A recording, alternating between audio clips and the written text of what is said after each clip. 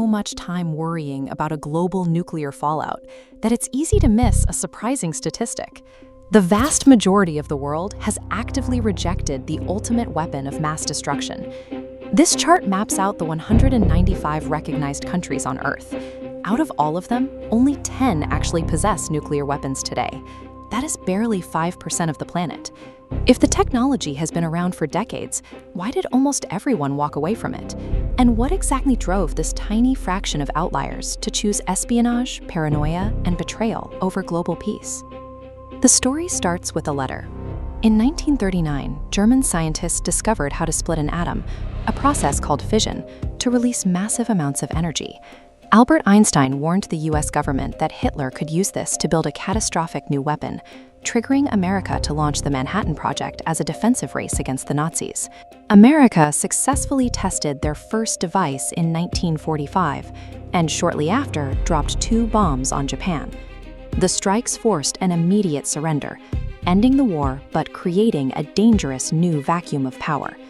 The United States emerged holding absolute military supremacy and tried to maintain a pure monopoly on the technology. But hiding the blueprint for the ultimate weapon didn't secure the world. It triggered a toxic chain reaction of global paranoia. During the war, the Soviet Union fought alongside the Americans.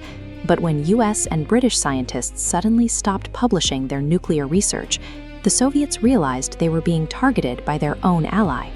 Soviet intelligence quietly infiltrated the Manhattan Project, planting spies who stole the exact designs needed to build a bomb. By 1949, they completed their first test, ending America's short-lived monopoly. The US also turned on their closest partner, the UK. Despite a formal agreement to share technology, the Americans cut the British off the moment the war ended. Left with no choice, the British frantically restarted their own program and tested a weapon in 1952. This 3-way betrayal rapidly escalated the stakes. Within years, the powers moved past atomic fission to develop the hydrogen bomb, a weapon that uses fusion to create a blast thousands of times stronger than the original bomb. This first wave of nuclear growth wasn't driven by science or discovery. It was driven by the destruction of trust, turning former friends into deeply paranoid rivals. By the late 1950s, the motivation changed. For the next wave of countries, the bomb became a way to escape geopolitical bullying and national humiliation. In 1956, threats from both the US and the Soviets forced France to retreat during the Suez Canal crisis. This public embarrassment convinced the French that they needed their own bomb to achieve absolute independence from the superpowers. China faced a similar squeeze, threatened by the US during the Korean War, and then abruptly abandoned by the Soviet Union, who pulled its scientists out of the country. China found itself isolated and vulnerable. Chairman Mao responded with a defiant push. When China detonated its first weapon in 1964, they named the test 596, a direct insult to June 1959, the month the Soviets had walked out on them. This Chinese test left India in a do-or-die situation. Having just suffered a crushing defeat to China in the Himalayas, India felt it had to match its neighbors' firepower to survive. For these nations, the bomb acted as a psychological shield, a desperate insurance policy against geopolitical irrelevance, and the sting of being pushed around on the world stage. To stop the spread, the world created the Non-Proliferation Treaty. But the new rules didn't stop the global chase. They just pushed it into a dangerous criminal underworld. Israel built its program in total secrecy.